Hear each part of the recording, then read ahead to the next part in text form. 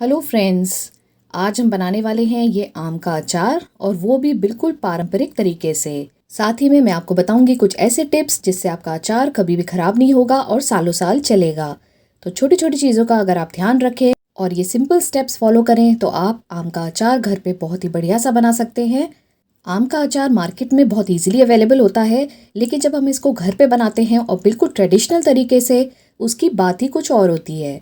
तो चलिए बनाते हैं ये टेस्टी आम का अचार। इसके लिए यहाँ पे मैंने ली हैं कैरियाँ। ये 1 किलो कैरी है। आजकल आप जहाँ से कैरी लेते हैं वहीं से आप इसको कट भी करवा सकते हैं, तो मैंने ऑलरेडी इसके पीसेस कट करवा लिए हैं। कैरी की जो गुठली होती है वो काफ़ी हार्ड होती है और घर में काटना उसको मुश्किल होता है, इसलिए मैंने इसको पहले ही कट करवा लिया है। अब यहाँ पे इस तरह से गुठली के जो छोटे पीसेस हैं उनको निकाल देंगे। तो यहाँ पे आप सारे पीसेस को चेक कर लें और जो भी गुठली उस पर लगी हुई है उसको निकाल के क्लियर कर लें। इसके बाद यहाँ पे एक पतली सी लेयर होती है, ये आप आराम से निकाल सकते हैं इस तरह से। तो इसको भी निकाल के अलग कर दें, क्योंकि अगर ये रह जाती है तो अचार को खराब कर सकती है। अगर हम ये लेयर छोड़ देते हैं तो इसमें होता है बहुत सारा मॉइस्चर जो अचार को खराब कर सकता है। तो इस तरह से हम सारे पीसेस को तैयार कर लेंगे। इसी के साथ आप चेक कर लें कि किसी में भी इस तरह से स्टेम ना हो। अगर किसी पीस में इस तरह से स्टेम लगी हुई है तो वो भी आप निकाल दें। इस तरह से सारे पीसेस को आप क्लीन कर लें कि कहीं पे भी इस तरह की कोई चीज़ ना हो जिससे कि मॉइस्चर आए और अचार खराब हो। अब इन कैरी के पीसेस को एक भगोने में डाल के हम डालेंगे इसमें पानी और इसको अच्छी तरह रगड़ के धो लेंगे। अच्छी तरह से इसको रगड़ लें ताकि कहीं भी कोई गंदगी ना हो। जब आपको लगे सारे पीसेस अच्छे से क्लीन हो गए हैं तो आप इसको एक छलनी पर निकाल दें। अब इन कैरी के पीसेस को छलनी पर ही हम छोड़ देंगे ताकि जो सारा पानी है वो अच्छे से ड्रेन आउट हो जाए। बस 5-10 मिनट आप इसको ऐसे ही छोड़ दें। जब सारा पानी निकल जाए और ये थोड़ी ड्राई हो जाए तब हम इसको फैलाएंगे एक कपड़े के ऊपर। तो एक थाली पे मैंने कपड़ा लगा दिया है। एकदम कॉटन का कपड़ा यूज करें ताकि वो सारा मॉइस्चर एब्जॉर्ब कर ले। कैरी के पीसेस को इसके ऊपर फैला के अच्छी तरह से, और अब हम इसको एयर ड्राई करेंगे। तो सब पीसेस को उल्टा करके ये वाला हिस्सा ऊपर रखें ताकि वो अच्छे से सूख जाए। आप इसे पंखे के नीचे रख सकते हैं करीब 15-20 मिनट के लिए। और ये आप देख सकते हैं सारे पीसेस अच्छे से ड्राई हो गए हैं। हमने केवल जो ऊपर पानी था उसको सुखाया है, अभी इसमें काफी मॉइस्चर है। अब इस स्टेज पर आप अच्छी तरह से चेक कर लें कि कोई भी पीस खराब ना हो। ये देखिए यहाँ पे एक स्पॉट है, जब मैंने इसको कट करके देखा तो इसमें अंदर से खराब निकला, तो इस पीस को हम हटा देंगे। अब इसे एक थाली में डाल के इसमें मिलाएंगे हल्दी और नमक। तो 1 चम्मच हल्दी और 1 चम्मच नमक डाल के अच्छी तरह से इसको एक मिक्स दे देंगे। अभी हम इसे हल्दी नमक लगा के और थोड़ी देर छोड़ेंगे ताकि इसका पानी निकल जाए अच्छी तरह से, और उसके बाद आगे का प्रोसेस करेंगे। तो यहाँ पे मैंने अच्छी तरह से मिक्स कर दिया है। अब इसे हम छोड़ देंगे धूप में। 1 दिन के लिए इसको इसी तरह से छोड़ देंगे। तो ऊपर से मैं लगा रही हूँ एक कॉटन का कपड़ा और इसको रख रही हूँ धूप में। अगर आपके यहाँ अच्छी धूप आती है 3 से 4 घंटे, तो इसको धूप में रख दें। उसके बाद आप इसे नॉर्मल रूम टेम्परेचर पे रख सकते हैं। बीच बीच में इसको इस तरह से चलाते रहें और फिर से कॉटन के कपड़े से ढक दें। नेक्स्ट डे इसे चेक करेंगे। ये देखिए, तो मैंने इसको 3 से 4 घंटे धूप में रखा था और उसके बाद मैंने इसको नॉर्मल रूम टेम्परेचर पे रखा था। तो आप देख सकते हैं कि इसका सारा पानी निकल गया है। तो नमक डालने की वजह से जो कैरी है वो पानी छोड़ देती है। जितना इसमें कम मॉइस्चर हो जाएगा उतना फिर ये अचार ज़्यादा टिकेगा। तो ये हम पानी निकाल देते हैं सारा।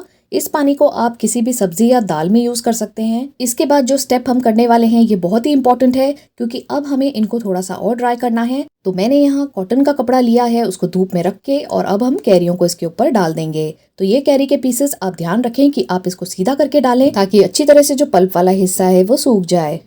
तब तक अचार का मसाला तैयार कर लेते हैं। तो यहाँ पे मैंने ली है सौंफ, राई, इसी के साथ हम लेंगे मेथी दाना, हींग लेंगे।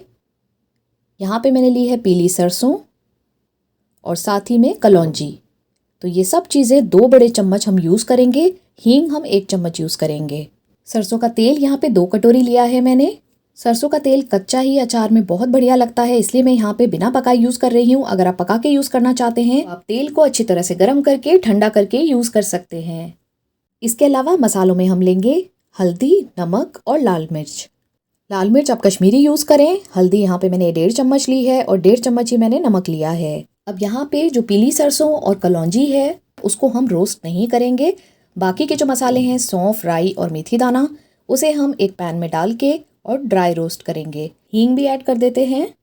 भून के डालने से मसाले बहुत बढ़िया फ्लेवर देते हैं और साथ ही उनका मॉइस्चर चला जाता है और अचार स्पॉइल नहीं होता है। अब इसका कलर चेंज हो गया है, बहुत बढ़िया खुशबू भी आ रही है। तो थोड़ा सा ये जो मसाला है इसको हम अलग रख देंगे। इसको हम साबुत ही डालेंगे और बाकी को हम प्लेट में डाल के ठंडा करके ग्राइंडर जार में डाल के अच्छी तरह से ग्राइंड कर लेंगे। तो यहाँ पे कोर्स ग्राइंड करना है, मतलब थोड़ा दरदरा पीसना है, बहुत बारीक ना पीसे मसाले को। अब जो कैरी के पीसेस हमने धूप में रखे थे उसे चेक कर लेते हैं। ये अच्छी तरह से सूख गए हैं। यहाँ पे आप देख सकते हैं खूब अच्छी धूप में मैंने इसको करीब 2 घंटे सुखा दिया था। अब इसे फटाफट से डाल लेते हैं एक थाली में और अब हम चलेंगे मसाला मिलाने की तरफ। पूरी तैयारी हो चुकी है। मसाले हमारे रोस्ट करके ग्राइंड करे हुए हैं वो डाल देते हैं इसमें। अब कलौंजी, पीली सरसों जो हमने अलग रखी हुई थी वो भी इसमें मिला देंगे। इन सारे इंग्रेडिएंट्स की लिस्ट मैंने डिस्क्रिप्शन बॉक्स में दी हुई है, आप वहाँ भी चेक कर सकते हैं। अब इसमें मिला देंगे हल्दी, मिर्च और नमक जो हमने पहले से निकाल के रखा हुआ है, ये इसमें डाल देते हैं। और अब फाइनली डालेंगे सरसों का तेल। और अब इस अचार में से बहुत ही बढ़िया सी खुशबू आने लग गई है। बिल्कुल अचार वाले सारे मसाले और तेल जब मिक्स होते हैं तो इतनी बढ़िया खुशबू आती है। हम यहाँ पे कच्चा सरसों का तेल यूज़ कर रहे हैं, तो जब हम इसे धूप दिखाएंगे अचार को तो ये अच्छी तरह से मसालों के साथ पक जाएगा। तो आप ध्यान रखें कि मसालों को भले ही आप हल्का सा रोस्ट कर लें, लेकिन तेल आप कच्चा सरसों का तेल ही यूज़ करें। तो यहाँ मैंने इसको एक बढ़िया सा मिक्स दे दिया है। बहुत बढ़िया कलर आ रहा है क्योंकि हमने कश्मीरी लाल मिर्च यूज़ की है। अगर आप अचार को तीखा करना चाहते हैं तो थोड़ा सा यहाँ तीखी लाल मिर्च पाउडर भी मिला सकते हैं। अब यहाँ पे इस परात में मैंने अच्छे से मिक्स करके और इसको निकाल दिया है एक बोल में। तो कांच के बोल में इसको निकाल दें क्योंकि हमें अभी इसको 1-2 घंटे तक छोड़ना है। तो अचार में जब मसाले वगैरह सब कुछ ऐड हो जाते हैं तो उसके बाद आप इसको कांच के बर्तन में ही डालें।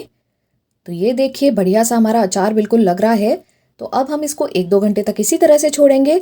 उसके बाद हम इसे ट्रांसफ़र करेंगे एक ग्लास जार में। तो ये मेरे पास एक ग्लास बॉटल है जिसको मैंने अच्छी तरह से धोकर सुखा लिया था। तो आप ध्यान रखें कि बॉटल एकदम ड्राई होनी चाहिए और साफ़ होनी चाहिए। तो उसमें इस अचार को ट्रांसफ़र कर देंगे।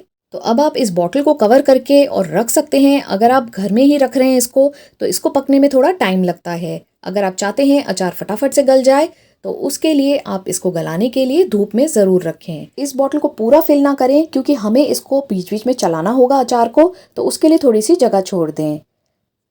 अब आप इस बॉटल को कवर करके और घर में ही रख सकते हैं, लेकिन इसको गलने में थोड़ा टाइम लगेगा। अगर आप चाहते हैं अचार फटाफट से तैयार हो जाए तो बॉटल का ढक्कन हटा के उस पर लगाएं एक कॉटन का कपड़ा और ऊपर से इस तरह से सील करके इस बॉटल को रख दें धूप में कम से कम 5-6 दिन के लिए। तो दिन में अगर आपके यहाँ 3-4 घंटे धूप रहती है, ऐसी जगह पे इसको रख दें।